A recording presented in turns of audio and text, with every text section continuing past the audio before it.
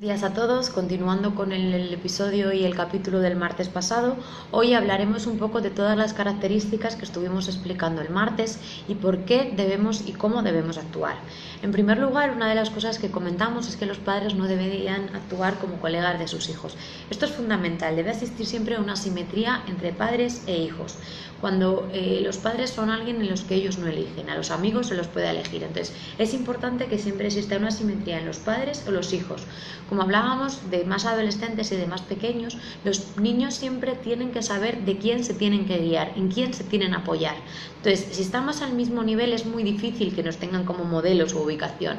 Entonces, siempre tenemos que intentar mantenernos una estructura. Nosotros tenemos que tener un escalón más alto y ellos siempre tienen que estar en un escalón más bajo. Aunque consideremos que cuanto más nos acercamos a ellos, cuanto más amigos seamos de ellos, mejor les conoceremos, más conoceremos sus peligros, muchas veces conseguimos el efecto totalmente contrario y en los temas serios no acaban por recurrir a nosotros.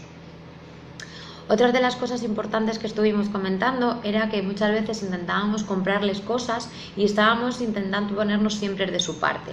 Muchas veces esto es muy difícil para ellos y tenemos que intentar ubicarnos tanto en un punto como en otro. Cuando tienen razón lo tienen y cuando no tienen razón no la tienen, porque si no estaremos siempre reforzando conductas inapropiadas para ellos y en el fondo lo que estamos haciendo es perjudicarles más que darles la conducta que nosotros queremos o necesitamos que sea la correcta para ellos. Otra de las cosas que hacíamos muchas veces, sobre todo es algo de que sucede mucho en las separaciones, es el de protegerles en exceso, que todo gire en torno a él. Hay que intentar que no todo gire en torno a él, no hay que protegerles en exceso. ¿Por qué? Porque si les protegemos en exceso va a llegar un momento en que tengan miedo de dar cualquier paso solo y que no sepan darlo si no es con nosotros, desde una simple caída hasta un viaje con los amigos el día de mañana.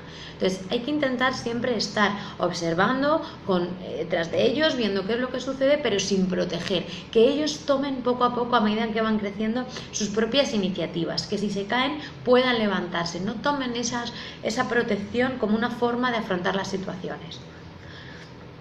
Otro de los aspectos que estuvimos viendo era cedíamos para evitar males mayores, es decir, acabábamos cediendo y acabábamos dándole la respuesta para que no pasara, para que pasara el tiempo y las cosas se arreglaran. Bien, hay aspectos que se puede pasar el tiempo y que no hay ningún problema, pero hay otros aspectos que no se puede pasar el tiempo. Es importante corregir y modificar la conducta en ese momento adecuado, porque si en ese momento adecuado no se modifica y se cede en el tiempo, el día de mañana él va a seguir con esa misma conducta y a lo mejor nosotros no queremos que continúe, y si una vez se lo dimos y otra vez no, es más difícil que él cambie a que si siempre mantenemos el mismo patrón de respuesta.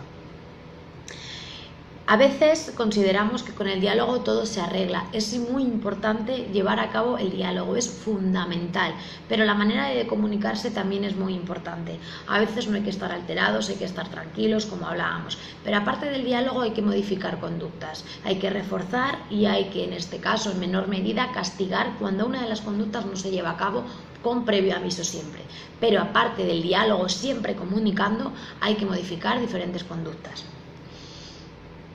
Por último, una de las cosas que veíamos era creíamos mentiras, caíamos en sus trampas, en los truncos que empleaban. Es decir, bueno, es posible que podamos crear en sus trampas, en sus mentiras.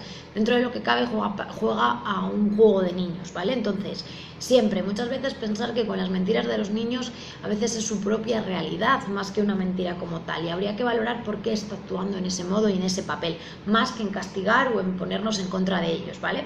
Tenemos que intentar siempre empatizar con el niño, lo que para ellos en ese momento es algo muy importante, a lo mejor nosotros lo vemos como un simple juego de niños, pero hay que intentar ponernos en su lugar más de una vez. Esperamos que os sea de gran utilidad. Con cualquier duda, pregunta, estamos a vuestra entera disposición. Muchas gracias y nos vemos el martes con otro artículo.